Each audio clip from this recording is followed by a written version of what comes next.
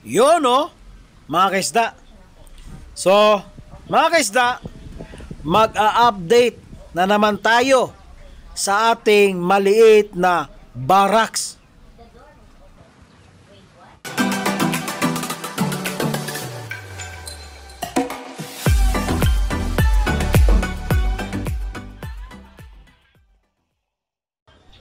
Good day mga kaisda. Good day sa ating lahat. So, napakagandang araw mga kaisda ito.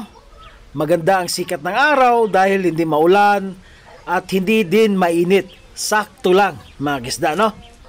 So, mga kaisda, ang video natin ngayon ay mag-a-update sa ating maliit na barracks, no? Mag-a-update tayo sa ating mga guppies kung meron bang bago mga kaisda, no? So bago pa lang ang lahat mga kaisda, tayo po ay magsha-shoutout sa ating mga bagong kaibigan, no? So isa-shoutout ko po si Bernard Santos. Idol, shoutout sa iyo at salamat sa palaging panunood sa aking video mga kaisda or idol. At ang susunod nating isa shoutout ay si John at John Salot. Idol, shoutout sa iyo. So hoping mga idol na pag makauwi ako, so plano ko na din mag-sale ng guppies sa Luzon. Hoping yan idol, no? At hoping din sa lahat ng aking mga taga-subaybay, no, na makapagbigay tayo doon sa kanila, no, dahil mura lang po ang ating guppies. So back to topic na tayo. Ito po ang ating guppy koi mga kisda. So sa ngayon ay wala pa silang fry, no, pero nakakuha na po tayo dyan ng dalawang drop na fry. So ang unang drop is medyo malaki na, pero tatlo lang po yun sila. Makikita nyo yan maya, no? At nakikita nyo yan sa previous video ko mga kaisda. At pwede ko na din silang ilipat dyan sa breeder kasi malalaki na sila mga kaisda. So mga kaisda, ito po yung aking dragon, no? Ito yung bagong guppy natin, bagong strain natin, no? So nagtatago sila, hindi natin masyado makikita talaga ng husto mga kaisda, pero magandang klase po yan. So ang bili ko niyan is mura lang, tatlong tryo, dalawang rose tail na tryo at isang dragon ay nabili lang po natin ng 200 at may isang pair na p-dirt na free, no, mga kaisda. So magandang klase po yan, kaso nga lang namatay po yung isang female natin, pero okay lang, walang problema dahil buntis na din naman ang ating female, no. So abang-abang tayo dyan sa mga update sa fry niya, no, mga kaisda. So ito mga kaisda ang ating EBT. So parang hindi sila masyadong dumadami, no, dahil napaka-agresibo mga kaisda. So sa next video nito mga kaisda ay dilipat ko na po ito sa dati nilang lagayan. So iba ang nilalagay ko dito mga kaisda. Makikita nyo yan sa next video. Iba na po ang ating ilalagay dyan, no? Siguro fry ang ilalagay natin, no, mga kaisda. Magandang klase po ang ating EBT mga kaisda, dahil ang linya nito ay laging nagcha-champion. Kaso nga lang hindi ko masyadong naalagaan dahil napaka-agresibo at saka isa din busy yung pamilya ko, no. So ito yung isang outcross ko, inbreed ko mga kaisda. Galing ng outcross, in-inbreed ko. So yang may kumbaga parang pagka-jubi na fry nila, yan po ang first drop. So siguro mga ilang days kukunin natin yan at iiwan natin yung second drop. Meron na pong mga second drop yun, pero hindi gaano kadami. So ito naman ang aking mixed guppies mga kaisda. Ito po ang aking chops. Ito po ay tinatawag kong hybrid strain mga kaisda. So meron din akong swordtail dyan, meron akong platy na ordinary lang, no mga kaisda. So madami po yan sila. Kung sino gustong bumili ng mga chops, ibibinta ko lang po yan sa isa or dalawang digit mga kaisda. So ito yung fry ng aking gapi koi mga kaisda, no? Hindi sila masyadong nakikita dahil yung tubig is medyo iba ng kulay, no? Yan po, may makikita kayong malaki dyan. Yung tatlo na po yan, yan po ang unang drop mga kaisda. At pwede na natin silang ilipat sa breeder, no mga kaisda. So makikita nyo yan maya maya kasi magpapakita yan. So ang second drop nyan is makikita nyo konti, pero madami yan, no? Medyo hindi pa sila kalakihan mga kaisda. So hoping ako nito na padadamihin ko to mga kaisda dahil gandang ganda talaga ko nito. Yan, no, makikita, no? Yan po ang unang drop mga kaisda. Kaso nga lang tatlo lang sila, no? Sayang mga kaisda, no? Pero okay lang, at least meron tayong nakuha, no? So ang drop niyan is, ang second drop is marami sila. Nandyan sa ilalim lang, hindi sila masyado nakikita, no? Siguro by next upload natin ay makikita niya sila dahil papalitan na po natin yung tubig. So ito naman po ang aking metal black lace. So pasensya sa paggawa sa video dahil pinili talaga ng anak ko yan na makita yung ating content, no? Yung ating gustong ipakita, yung isda natin. Kaso nga lang is medyo talaga, no, sa ng araw, 'di ba mga kaisda? Nakikita niyo talaga, no? 'Di ba? So hindi masyadong maano natin yung makikita yung ating metal black lace. Pero at least meron yan, 'di ba? Merong lumalangoy konti, no? So napakadami po yan mga kaisda, sa totoo lang. Ang dami yan. So ang original breeder dyan is tatlo lang po, isang trio lang po. Ito yung pinakamadami kong gapi, yung metal blacklist ko mga kaisda. So ito yung pangalawa sa sunod kong pinakamaraming gapi mga kaisda, itong metal red lace ko. So yan po ang ating metal red lace. Napakadaming fry din mga kaisda, hindi na nakuha. So ang plano ko sana doon, yung plano namin ng anak ko, na kada fry kunin, ilipat sa trapan. Pero hindi na nakuha. So makikita nyo naman, sobrang dami. Kung madami ang fry nito sa red list ko, mas marami sa metal black list ko mga kaisda. Maraming fry. Meron pa akong dalawang trapan sa aking metal black list. So yan po ang ating metal red list na mga male. So nagpapakitang gilas, no? Nagpapakitang gilas. So andito yung salarin lagi sa aking mga isda. Madami na po itong napatay na isda. Sa totoo lang, madami na itong nasagi. Yung aso na yan. So ito po ang aking rose tail. Pasensya na kayo dahil hindi sila nagpapakita at hindi din natin masyadong makita, no? Yung rose tail natin. So ang rose tail natin, instead of 2 trio, ang natira na lang po ay 4. Namatay yung isang male at isang female. So okay lang, meron pa naman tayong male, no? At saka buntis na din po yung ating mga female. So ito yung aking EFR. Sa wakas mga kaisda, madami po silang fry ngayon. So ang plano ko dyan, yung EBT ko, ililipat ko sa dating lagayan niya. Itong EFR na fry, doon ko ilalagay sa gapi shoe tank mga kaisda. So hoping na dadami na to sila mga kaisda, no? Yan. Yan po ang isa sa padadamihin ko ang EFR. Dumami na sana to. Meron ako isang trapan na napakadaming EFR. Kaso nga lang, nasagi ng aso na yan mga kaisda. Pero wala tayong magagawa, di ba? Adyan na yan.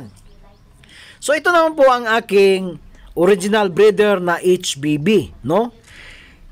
Yung HBB ko parang napabayaan, no, mga kaisda, parang napabayaan. Pero andyan lang yan. Madami din sila, mga kaisda, no? Ayan, ito pong original breeder ko at meron po din akong isang trapan na HBB. At mura lang po yan, mga kaisda. Kung bibili kayo ng tryo, 70 pesos lang po, mga kaisda.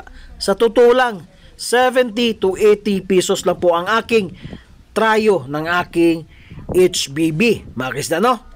At hindi ka magsisisi dahil ang ibibigay kong female sa iyo ay buntis na, no? Hindi ka magsisisi. So ito yung sinabi ko sa inyo na ibalik ko sila sa dating lagayan nila. At mga kaisda, meron pong 4 na fry dito. Yung isa is Juvena at makikita nyo is male, yan. Yan, diba? Yung isa is male dyan, yan, no? Makikita, no? EBT yan, mga kaisda. 4 yan sila, no? Bago ko nung nilipat ko yung breeder doon sa Guppy Shoe Tank, hindi namin namalayan na meron palang 4 na fry, no? So nakuha ko dyan siguro mga 8 pa sa EBT ko, 8 or 9. So ganon. Tapos parang 5 buwan na yan sa akin, 'di ba? Sayang kasi buntis yung female, hindi mo makuha agad dahil nakain na nila at saka wala akong pangharang, no? Siguro sa pag-uwi ko at sana andyan pa yan, mapapadami ko yan, mga kaisda. So ito yung isa kong galing sa outcross, in-inbred ko, at meron din akong tinitingnan na sana mag-stable yung gusto kong ipalabas na strain, mga kaisda, no? Gusto ko sana ipalabas yung bottom sword, mga kaisda. Yun lang ang gusto ko. So isa din to. So 3 klase po ang aking inbred ngayon na galing sa outcross, mga kaisda, no? Na pareho sila na bottom sword. So naghahanap ako sa meron tayong makuhang maganda sa 3 klase nila, no? At saka sabay natin sila pag meron tayong makukuha. Dahil gusto ko sila may stable, no? Hoping, mga kaisda, no? Dahil hindi talaga hindi madali, mga kaisda, mag-outcross. Sa totoo lang, hindi madali, no? Lalong-lalo na pag wala ka dyan, hindi madali talaga mag-outcross. So ito naman ang aking isang trapan ng metal red lace. So ito yung sinabi ko sa inyo na meron din ako isang trapan na red lace, no, mga kaisda. At meron din ako isang trapan na all male red lace. So sinabi ko sa anak ko na kukunin yung lahat na mga male at ililipat doon sa lahat ng mga male na trapan.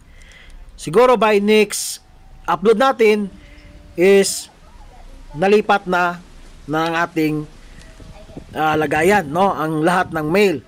So ito naman yung aking metal blacklist, mga kaisda.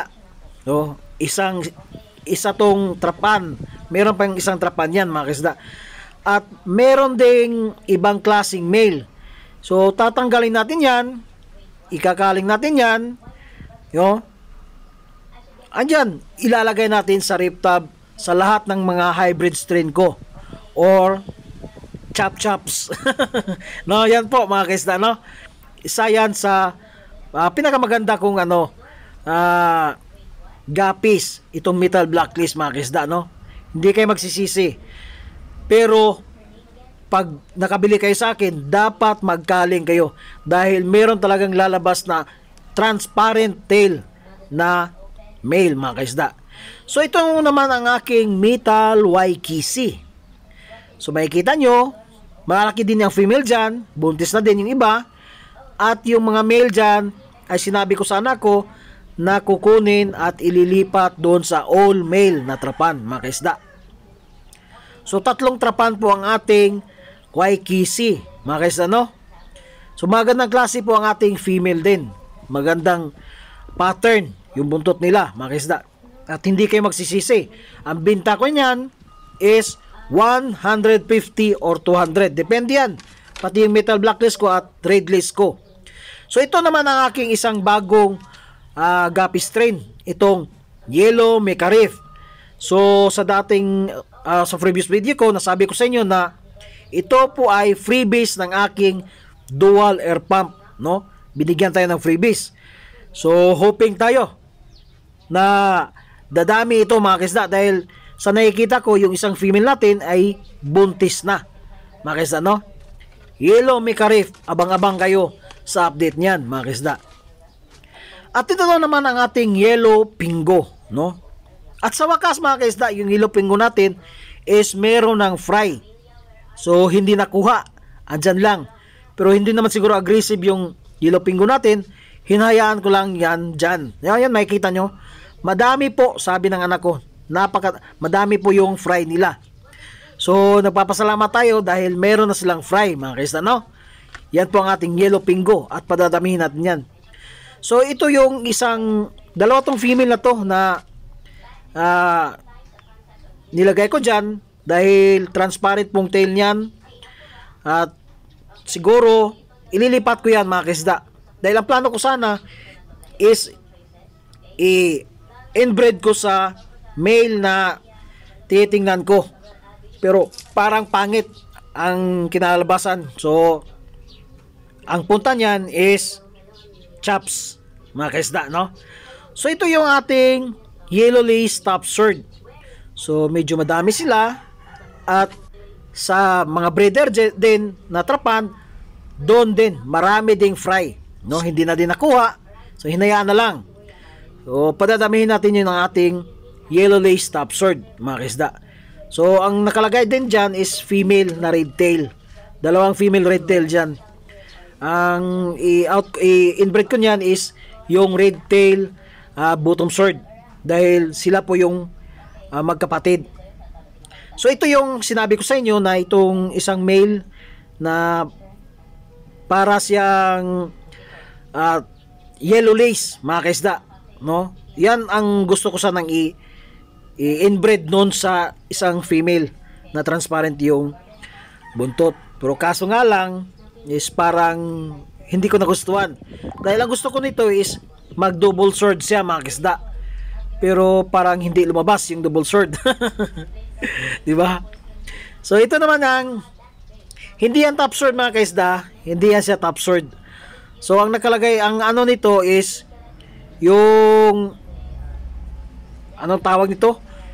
Yung isang inbred ko mga kaisda, hindi siya top sword mga kaisda, no?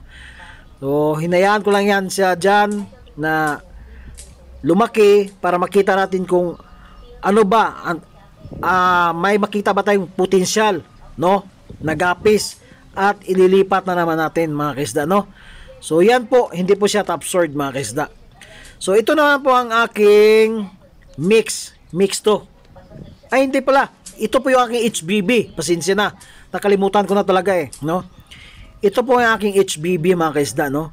So ang tryo nito is 70. Pero pag medyo malayo-layo kayo is 80, no?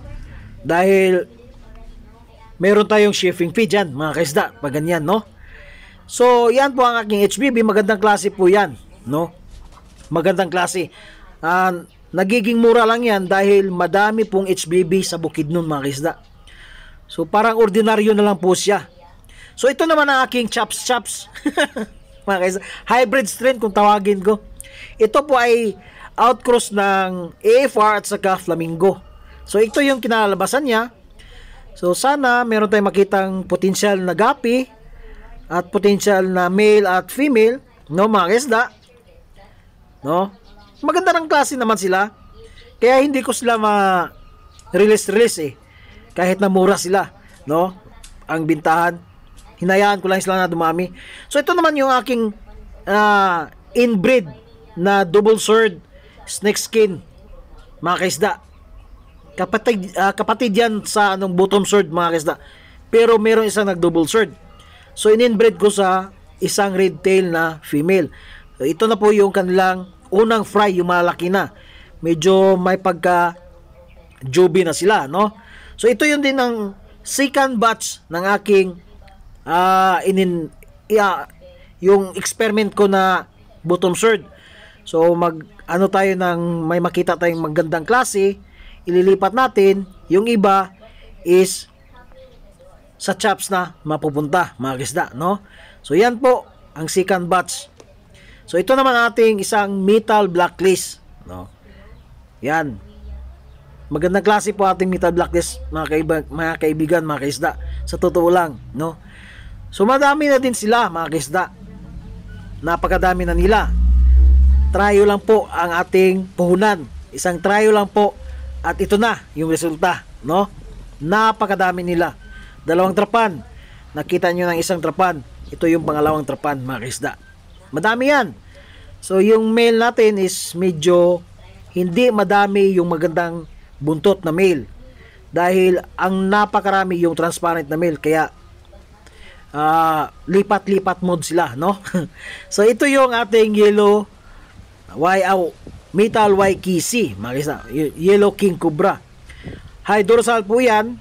Magandang klase at napakamura, no? So yung mga male na yan ay alam niyo na yan, ililipat sa all male, mga kaisda.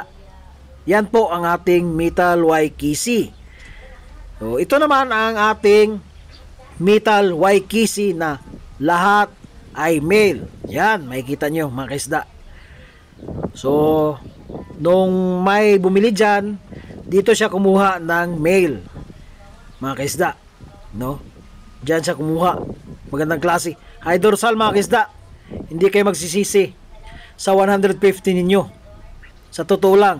Pero pag kami yung mag-deliver, siguro 200 na yung binta namin, mga kaisda, no? Bukidnon area lang po, mga kaisda. Bukidnon area. Ang area ko po, ang location ko po ay Aglayan, mga kaisda. Purok 6B, Aglayan. Yan po ang location ko. So kung sino yung makikita na taga Bukidnon dito sa amin, punta kayo sa barracks ko, maliit na barracks ko. So ito po ang ating metal red lace. All male po yan, mga kaisda. So madami din yung male dyan na metal red lace, mga kaisda, no? So by next video ay malilipat na natin yung ibang male dyan na red lace, no? So mga kaisda, yan po ang ating update, no? Sa ating munting palaisdaan. So ito naman po ang aking original breeder na yellow lace top sword. Makikita nyo yung male dyan. Ang haba ng sword. Parang sword tail na, no? Makikita nyo?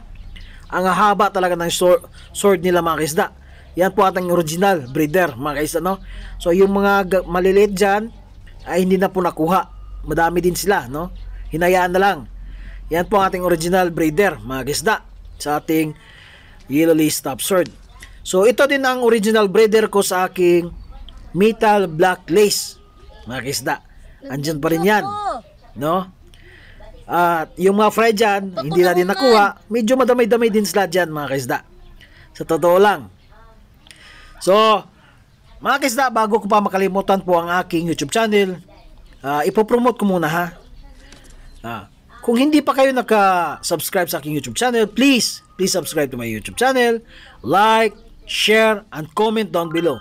And don't forget to hit the notification bell para updated kayo sa aking mga bagong upload ng mga video.